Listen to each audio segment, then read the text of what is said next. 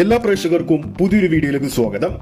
കഴിഞ്ഞ കുറച്ച് കാലമായി OTT റിലീസിനെ കാത്തിരിക്കുന്ന ഒത്തിരി സിനിമകളുണ്ട് മലയാള സിനിമാ പ്രേക്ഷകർക്ക്. OTT ഡീല് ശരിയാകാത്തതും മറ്റു പലവിധ പ്രശ്നങ്ങളുമാകാം സിനിമകൾ OTT റിലീസിനെത്താൻ വൈകുന്നത്.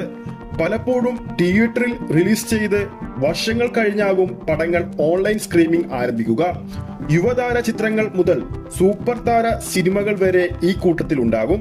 അത്തരത്തിലൊരു സിനിമയാണ് Dominic and the ladies purse എന്ന മമ്മൂക്ക ചിത്രം. ഗൗതം വാസുദേവ് മേനോൻ ആദ്യമായി സംവിധാനം ചെയ്ത മലയാള ചിത്രമാണ് Dominic and the ladies purse.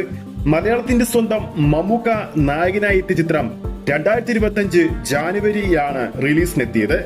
ഏറെ പ്രതീക്ഷ വെച്ചിരുന്ന സിനിമക്ക് പക്ഷേ വേണ്ട വിധത്തിൽ തിയേറ്ററുകളിൽ ശോഭിക്കാനായില്ല.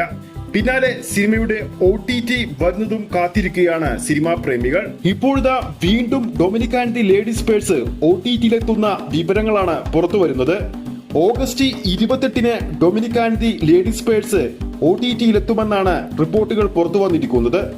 ആമസോൺ പ്രൈം വീഡിയോസ് ആണ് ചിത്രത്തിന്റെ സ്ട്രീമിംഗ് അവകാശം സ്വന്തമാക്കിയെന്നാണ് റിപ്പോർട്ടുകൾ വന്നിരിക്കുന്നത്. ഔദ്യോഗിക പ്രഖ്യാപനം ഉടൻ തന്നെ ഉണ്ടാകും. ഇനി മറ്റൊരു OTT അപ്ഡേറ്റ് ആണ്. സുരേഷ് ഗോപിയുടെ ഏറ്റവും പുതിയ തിയേറ്റർ റിലീസിനെത്തിയ Janaki versus state of Kerala എന്ന സിനിമയുടെ OTT അപ്ഡേറ്റും ഇപ്പോൾ പുറത്തു വന്നിരിക്കുകയാണ്.